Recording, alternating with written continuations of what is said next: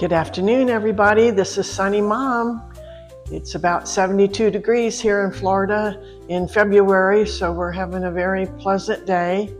Before I get started, I wanted to mention to you that on my channel, SUNNYMOMFL, there are other videos besides cooking and baking recipes that include videos about marriage, about organizing your home, about raising children, and lots of other interesting subjects.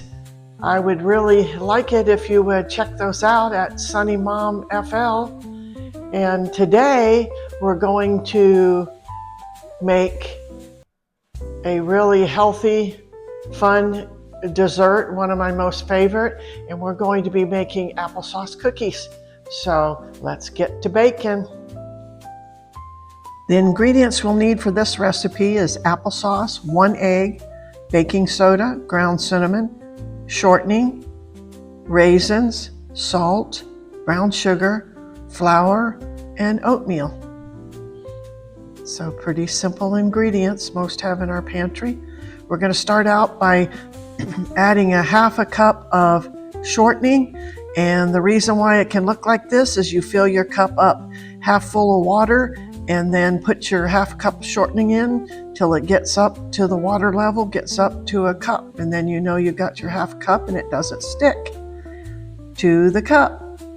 Then we add in 1 cup of firmly packed brown sugar and 1 egg, which is really precious from the grocery store these days, and then 1 1/2 cups of delicious applesauce that's good for you, unsweetened.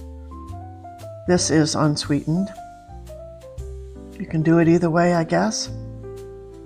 2 cups of flour, which we'll add half of it right now and mix it up for about a minute.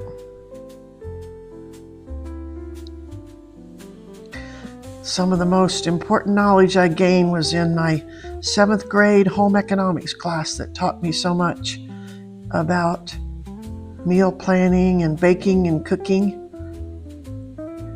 Now we're putting in the other half of the flour. Another class that's been endlessly helpful. We called it back then a typing class, which they call it now keyboarding or technology. I've used those so much in all different facets and needs of my life, even though I have a bachelor's degree in finance. So we keep on mixing this up really thoroughly to get all the dry ingredients in. And that was a total of 2 cups of flour. And then we're gonna scrape our bowl as usual to make sure that we have all the dry ingredients folded in there. This is one of my favorite recipes that I make. I love them. And is what is in that bowl that I'm putting in there for time is 1 teaspoon of salt, 1 teaspoon of cinnamon, and 1/2 teaspoon of soda. And now we're putting in 1 cup of oatmeal, regular oatmeal. And we're mixing that up thoroughly. I think I forgot to tell you to drain the water off before you put the shortening in the recipe. So that's 1/2 cup of water you'll need to drain off. And then we're going to put in 1/2 cup of raisins.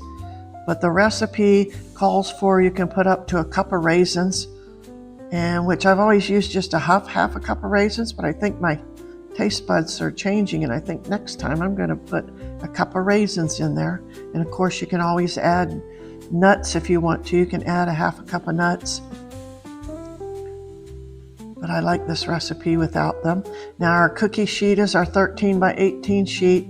It's covered with parchment paper. If you don't have parchment paper, make sure that you grease your cookie sheet. And we're going to drop these off of a teaspoon because the batter's a little bit thinner than some of the other cookies, so it does best just to drop them off of the teaspoon. And we're going to bake these in the oven at preheated 350, which is going right now, to get heated up. And then we'll keep them in there for about 12 minutes. And each oven's a little bit different, so After 12 minutes or around 12 minutes, check them out. Okay, so we have them baked here.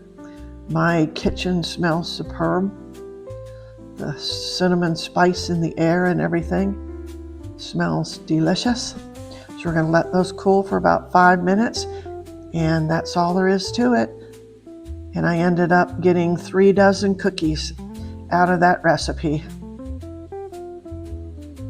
And they're soft and chewy. So I hope you enjoy.